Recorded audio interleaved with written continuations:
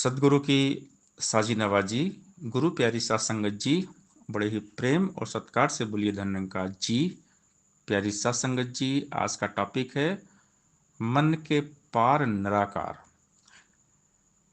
जब हमें परमात्मा का बोध होता है, ये मन समझ जाता है कि सब कुछ परमात्मा है, तो ये मन परमात्मा का रूप हो जाता है। मन के पार जाने का मतलब कि अब मन रहा ही नहीं, अब सिर्फ और सिर्फ निराकार शेष है, सिर्फ परमात्मा ही है। ये मन अब नहीं रहा, मन के पार ही मुक्ति है। और जब तक मन है, मुक्ति नहीं है। मन को अमन करना होगा अखंड अनंत भक्ति से, सेवा सत्संग सुमिरन ध्यान से। अमन नाम है निरंकार का, ये निराकार ही अमन है। तो इस मन पे वर्कआउट करने की आवश्यकता है, इस मन पे काम करने की आवश्यकता है। सारा खेल मन का है, मन जीते जग जीत। तो मन को जीतने के लिए हमें भक्ति करनी पड़ेगी। भगवान की भक्ति करने से ही हम मन को जीत सकते हैं। लेकिन भक्ति बहुत कठिन है। अगर आसान होती तो हर इंसान भक्ति कर लेता। भक्ति कोई बच्चों का खेल नहीं है। संसार में सबसे कठिन है तो भक्ति है, और भक्ति से मुक्ति है। तो ये मन जो है भगवान में डूबकर ही वश में होता है। अब भगवान में कैसे डूबेगा? जब भगवान को जानेगा। मन बहुत चंचल है। मन को वश में करना, आंधी तूफान को वश में करना है। मन को वश में केवल सतगुरु करते हैं, निराकार का ज्ञान देकर। इस निराकार से मन हार जाता है, क्योंकि मन की उड़ान सिर्फ माया तक है। इस अनंत का बोध होने के बाद मन उड़ना छोड़ देता है, क्योंकि अनंत है। तो अनंत में जाकर ये मन रुक जाता है, क्योंकि इस बेअंत के बारे में कहाँ तक हम सोचेंगे? तो इनफाइनाइट है, तो कहीं ना कहीं रुकना पड़ेगा। तो ये मन रुक जाता है। मन की दौड़ केवल इस माया तक ही रहती है। तो काम करना पड़ेगा मन के ऊपर। झूठे सुख की आस में इंसान जीवन भर भागता ही रहता है। सच्चा सुख केवल निरंकार है, ये मन को समझाना पड़ता है। जब हमारी एक इच्छा पूरी होती है, दूसरी इच्छा का जन्म हो जाता है। और हमारी इच्छाएं कभी समाप्त नहीं होती। जब तक परमात्मा में समाकर हमारा मन परमात्मा नहीं हो जाता, तब तक इच्छाओं का सिलसिला यूं ही चलता रहता है। इच्छाओं पर विजय प्राप्त करने वाले सबसे बड़े विजेता है। मन जीते जग जीत। तो मन के पार जो चला जाता है, निराकार हो जाता है, मुक्त हो जाता है।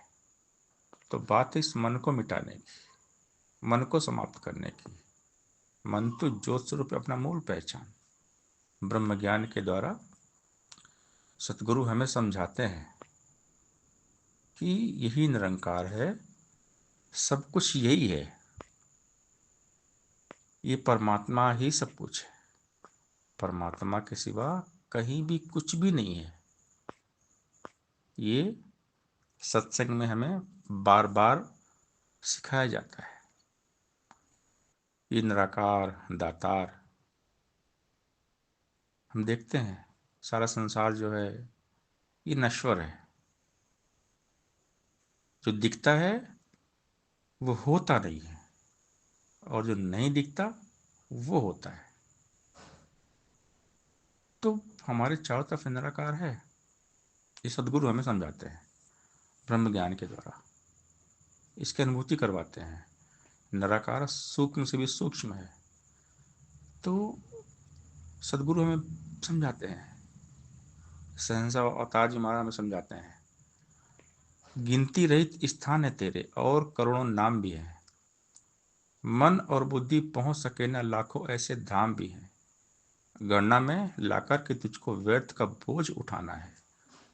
गणित शास्त्र की हेरा फेरी व्यर्थ का ताना बाना है। अक्षरों का ही खेल है सारा, गीत गुणों के गाते हैं, अक्षरों से ही शब्द बने, लिखे बोले जाते हैं। लाखों होंगे दाता जग में, सतगुरु जैसा दाता ना, कहे अवतार गुरु पूरे बिन यह पहचाना जाता ना।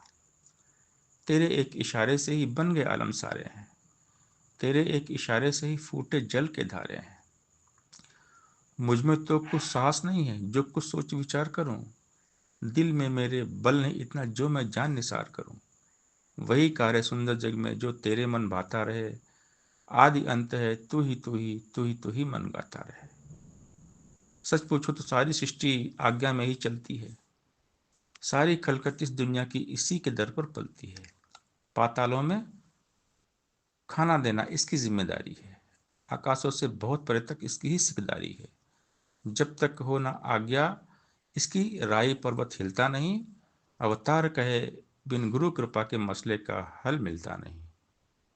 तो सदगुरु बार बार समझाते इस मन को कि निरंकार सब कुछ, यही पावरफुल है, निरंकार के सिवा कहीं कुछ भी नहीं है। तो बार बार समझाने के बाद ये मन अमन हो जाता है, मन मिट जाता है, निराकार हो जाता है। मन के पार निराकार है, यानी जब मन मिट गया तो सिर्फ निराकार ही बचता है, और जब निराकार बचता है, निराकार ही निराकार है, निराकार के सिवा कुछ भी नहीं है, तो जीते जी बंदा मुक्त है। सात संगत जी, प्यार से बोलिए धन निरंकार जी